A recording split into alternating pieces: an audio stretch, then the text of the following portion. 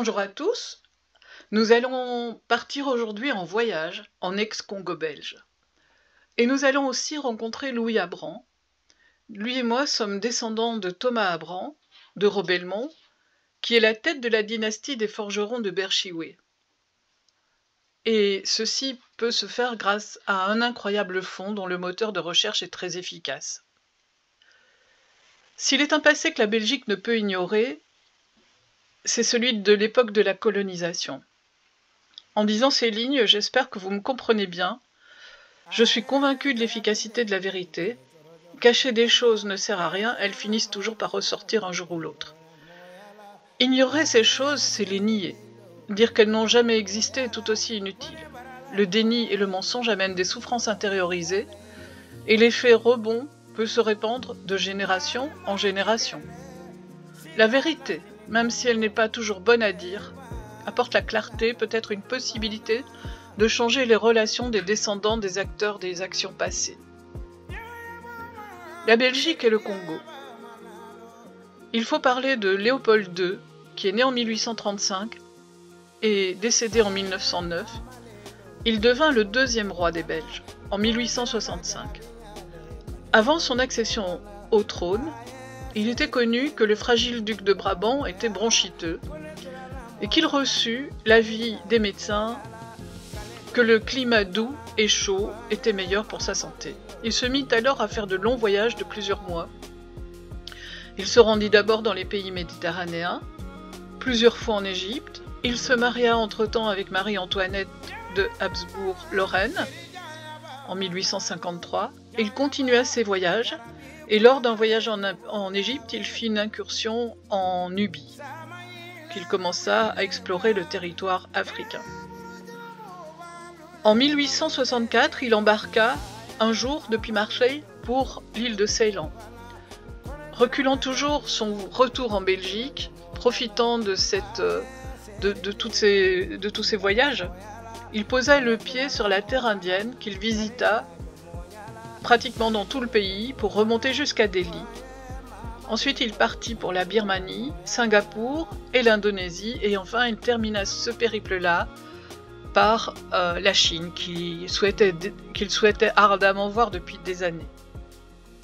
Il avait presque 30 ans. Quand il revint en Belgique, son père était malade, et l'accession au trône se profilait. Léopold II est surtout connu comme étant le roi bâtisseur. On lui doit l'urbanisation de Bruxelles, une partie d'Anvers et d'Ostende, ainsi que les serres royales, les immenses serres royales du palais de Laken, qu'il fait construire pour pouvoir y déposer les plantes qui lui étaient rapportées des voyages.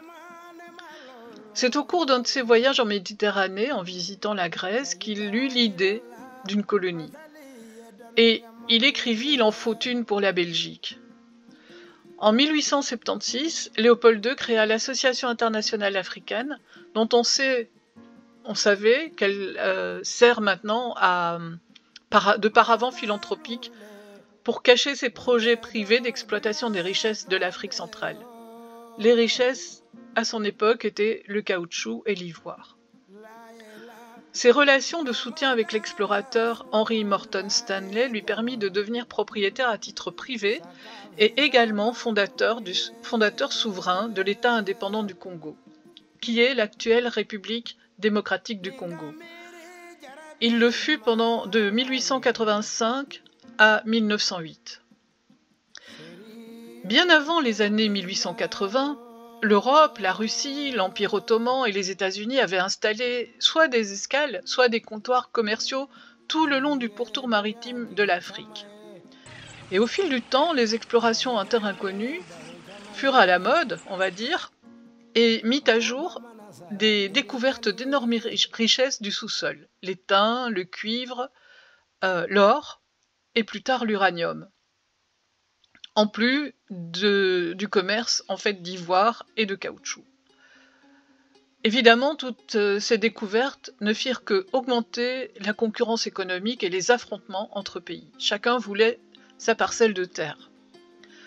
Plusieurs tentatives eurent lieu afin de marquer les appartenances des territoires, et finalement, de novembre 1884 à février 1885, une conférence eut lieu, la conférence nommée Conférence de Berlin ou Conférence de l'Afrique de l'Ouest. Celle-ci avait pour objectif de marquer l'organisation et la collaboration européenne pour le partage de l'Afrique et l'installation de la colonisation. C'est à ce moment-là que le Congo devint propriété à titre privé de Léopold II. Il en fut le souverain pendant 23 ans, jusqu'en 15 novembre 1908. Il mourut 11 mois plus tard. Il a été reconnu que l'administration par Léopold II a été caractérisée par des atrocités, commises à l'égard de la population autochtone. Les rapports de 1908 concernant les exactions ont été tellement alarmants et tellement choquants que le gouvernement belge fut incité à reprendre l'administration du Congo. Léopold II fit don du Congo à la Belgique, vous l'entendez bien, sous pression, et la Chambre des députés vota son annexion. Donc la création du Congo belge fut actée le 15 novembre 1908 jusqu'au 30 juin 1960. Cette année-là, le pays reprit son indépendance sous le nom de République du Congo, Léopoldville, pour bien différencier entre le Congo Brazzaville. Le 30 juin 2020, le roi Philippe exprima ses regrets sur le règne de Léopold II puis de la Belgique dans une lettre au président congolais Félix Tshisekedi. On parle de 52 années de peuplement européen dans cette région. Les archives que nous allons visiter aujourd'hui concernent donc ces 52 années de cette période coloniale, durant laquelle le pays fut géré par la Belgique, envoyant un gouverneur général sur place et puis 6 autres gouverneurs pour chacune des 6 provinces. Et aujourd'hui, c'est le site de nouveau, le site Archives de l'État qui nous accueille, donc searcharch.be, à l'adresse que je vous donne en fait sur le blog, comme dans la page de description ci-dessous. Le fonds d'archives que nous allons découvrir ici ne sont pas numérisés. Il faut se rendre en salle de lecture. Mais vous pouvez préparer votre visite en relevant les différents fonds que vous souhaitez voir. Et il y en a beaucoup, je trouve. Les archivistes, chercheurs et historiens sont en train d'effectuer un travail colossal sur ces fonds, pour la bonne raison qu'en fait ils sont répartis un petit peu partout, entre l'Afrique et l'Europe. Sur la page d'accueil de ce site, la première chose que j'ai fait, c'est taper Congo. Et effectivement, il m'a sorti en fait l'aperçu du fond des archives, diapositives concernant le Congo belge, CG Soma, photos divers concernant le Congo, etc. Et il y a ainsi, alors, je ne me souviens plus combien exactement, mais voilà, il y a 24 pages, je n'étais pas certaine. Quand je clique sur n'importe lequel, études agronomiques, en fait j'ai des éléments d'archives, donc j'ai les titres en fait de tout ce qui a été apporté, et pour ce qui est de cet inventaire-là, en réalité, j'ai quand même quelques images. Ce n'est pas le cas pour tous. Il faut que vous cherchiez vous-même, suivant les sujets d'intérêt. Il y a vraiment beaucoup de choses, vraiment. C'est assez compliqué, c'est assez complexe. Mais on arrive à trouver des choses. Donc une fois que j'ai fait cette démarche-là, je suis passée en fait sur les pages archives de la colonisation qui sont ici, que j'avais vu passer par un courrier. Je vous ai déjà dit que j'étais abonnée en fait aux archives de l'État. Et là, on a encore d'autres choses. On a les documents du ministère des colonies, on a d'autres documents qui sont en ligne, et il y a une partie. Donc vous voyez les choses à voir et à lire. Et aussi, il y a l'explication des... Alors attendez, je viens de le voir passer. La difficulté des archivistes face au patrimoine en fait des fonds, parce que c'est partagé entre Belgique, Congo, Rwanda et Burundi. Donc les archives vont rester sur place, mais en même temps d'autres vont être décolonisées. Enfin, ça m'a l'air d'être un sacré morceau. Si je vais sur les archives relatives à la colonisation, il y avait aussi un article qui m'avait alerté, c'était l'ARTBF.be qui avait envoyé ce mail, si je me rappelle bien, enfin ce post sur Facebook. Passé colonial, la Belgique innove en publiant le GPS de ses 20 km d'archives coloniales. Donc c'est absolument énorme. Et donc il renvoyait effectivement vers un guide qui a été publié et dont je vous fais part aujourd'hui. Alors là, on est revenu ici. Pour avoir accès à ce guide, c'est la 3e ligne ici, le guide des sources de l'histoire de la colonisation. Et vous obtenez en fait ceci. Donc nous sommes ici sur la page qui concerne le guide des sources de l'histoire de la colonisation. Quand je clique sur le lien, c'est un gros document, hein, c'est un document de 120 mégaoctets si je veux le télécharger. Et il concerne en fait 2300 pages, ce qui n'est pas rien. Donc je clique sur le lien, voilà les 2300 pages. Il m'a laissé en fait là où j'étais. J'avais fait une recherche pour vous montrer. Donc j'ai essayé de remonter ici, ça ne va pas. Je n'arrive pas à taper page 1 sur 2300 par exemple. En fait, la visionneuse est un peu différente de ce qu'on connaît d'habitude. La petite loupe qui sert d'habitude à faire des recherches, c'est un rectangle, donc c'est là que vous devrez taper le nom. Et puis, il faut cliquer dessus pour le refermer. Et enfin, la barre latérale qui est ici donne les informations sur la publication, ce qu'on voit ici en fait, hein, Belgique, Congo, Rwanda et Burundi. Vous avez toutes les explications et puis le résumé, mais j'ai fini par trouver où se trouvait l'index, c'est ici. Et donc je comptais vous dire qu'en fait je vais vous faire un raccourci sur les sources, et j'en ai pas besoin, sauf que si, je peux vous dire qu'en fait la structure générale de l'ouvrage, elle se passe, donc toutes les pages, je vais recommencer, excusez-moi, toutes les pages avant la page 61 sont des pages d'explications sur la façon, la manière dont ces fonds ont pu être relevés, puis classés, par qui, par où, comment, etc. Personnellement, toute cette partie-là est très technique quand même, et je trouve qu'elle s'adresse davantage aux historiens, aux archivistes et peut-être à d'autres métiers, que au généalogiste qui lui voudra tout de suite aller vers la matière qu'il peut utiliser pour ajouter dans les biographies. Alors la page jalon commence ici à la page 123, mais vous n'avez même pas besoin de la taper là puisqu'en fait il suffit de cliquer sur le lien ici, et quand je vais sur jalon, en fait j'ai quelques cartes anciennes du Congo et du Rwanda-Urundi. Donc elles sont malheureusement partagées en deux comme ceci. Voilà.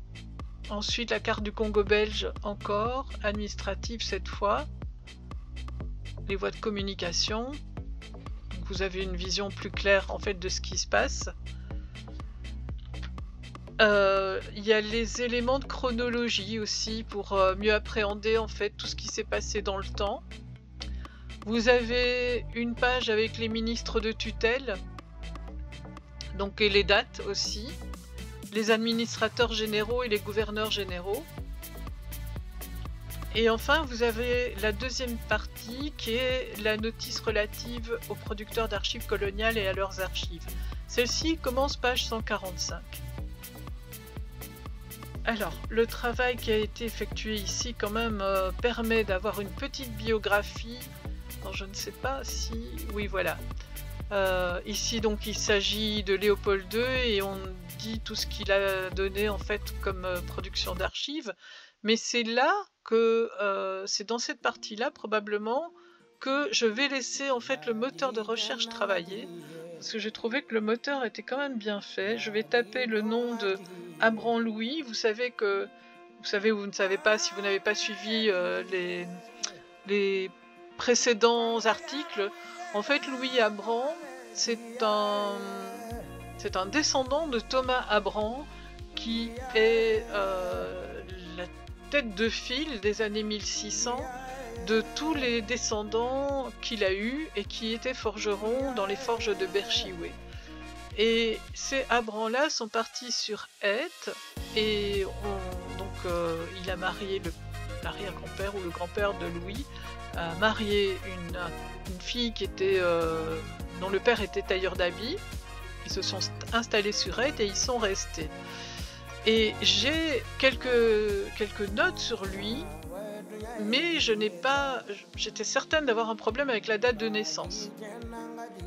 Donc quand j'ai écrit l'article sur M, les militaires et l'armée, je suis allée sur le site du MRA qui permet justement, là on y est, de trouver les dossiers personnels militaires. Alors ce sont juste des extraits, hein, on n'a pas la feuille exacte. Mais là j'ai une autre date de naissance, j'ai 1866, alors que moi on m'avait donné dans les années 80. Et c'est bien le bon Louis en fait dont j'ai eu la chance de tomber sur des documents mais complètement par hasard et qui m'ont beaucoup intéressé. Et c'est le Louis qui est parti en Afrique. Hein. Donc là je le retrouve ici, donc j'ai tapé Abran Louis, je clique, il va me le chercher. Le moteur prend un petit peu de temps, voilà, et il a un résultat sur 2. Alors pour refermer cette barre, il suffit de cliquer dessus. Et là j'ai Louis Abran. Alors voilà, il est né le 20 janvier 1883, ce qui est une erreur. C'est pas du tout sa date de naissance. Il était bien candidat en droit et en philosophie. En fait, je sais que c'est pas sa date de naissance parce que, si vous voulez, quand je l'ai cherché, j'ai cherché ses parents. Et je ne les ai pas trouvés. Et j'ai regardé s'il y avait une fratrie, et en fait, je n'ai pas trouvé de fratrie. Or, en 1866, il y a une fratrie, il y a des gens, je dois encore aller explorer ce travail parce que c'est assez récent, cette découverte, et j'ai pas le temps, pendant le challenge, de faire des recherches autres que ce que je fais ici. Et donc on est bien sur le bon Louis Abran, qui a aussi participé au musée de l'Afrique. Et là je lis en fait des choses comme il était attaché au cabinet du ministre de l'Industrie et du Travail lorsqu'éclate la Première Guerre mondiale. Je savais qu'il était attaché au cabinet du ministre, mais je ne savais pas exactement à quelle période. Et en septembre 1915, il est nommé agent militaire de la force publique. Je ne connaissais pas les dates non plus, et voilà, il s'illustre au combat lors d'une bataille. Voilà, il y a plein de choses en fait que je vais pouvoir ajouter dans sa biographie, qui est loin d'être complète. Et là aussi, en fait, on voit l'historique de la conservation. Donc c'est lui-même qui a donné en 1937 les documents de correspondance entre Louis Abran et Alfred Müller de la Dessous, gouverneur de la province orientale à Stanleyville. Donc toutes ces choses-là, c'est intéressant bien sûr, et je pense que je vais pouvoir en trouver d'autres qui vont pouvoir alimenter les biographies de la famille en fait. Je suis sûre qu'en tapant d'autres noms, je vais pouvoir retrouver autre chose. Donc j'ai laissé ça de côté, mais je pourrais très bien faire une recherche là-dedans aussi. Alors, ce que j'ai fait comme autre recherche, c'est avec le nom d'une entreprise qui était la GK Mine. Alors, GK Mine, qui était un exploitant de cuivre dans le Haut-Katanga, et voilà, je la trouve directement. En fait, il me la sort.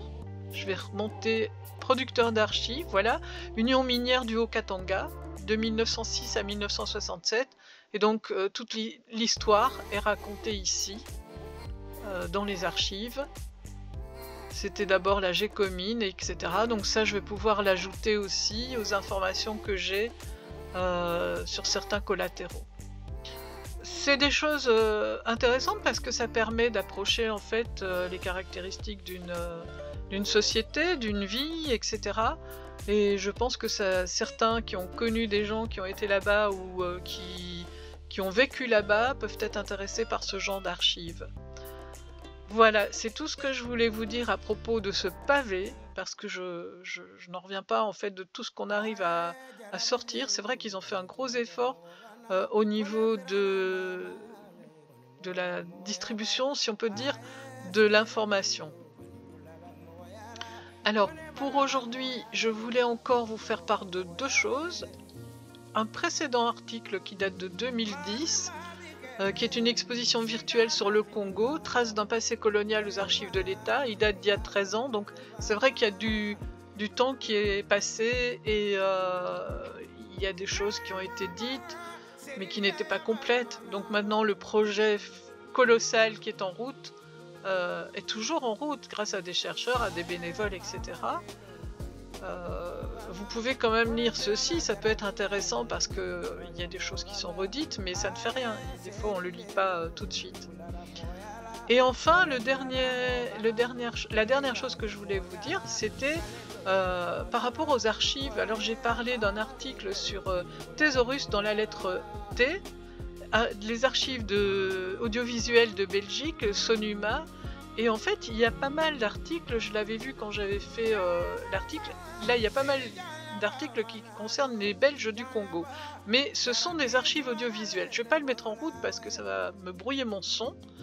Donc vous pouvez aussi visionner, là j'ai pris cet exemple-là, ça a été publié en 1960, mais il y en a d'autres hein, certainement. Vous pouvez fouiller et sans doute retrouver des personnes que vous avez connues ou des grands-pères, etc., que vous allez pouvoir revoir. Je m'arrête là aujourd'hui parce que sinon on va y passer la nuit, étant donné que le fond sur le Congo est énorme. Vraiment bien plus grand que ce que j'ai jamais imaginé.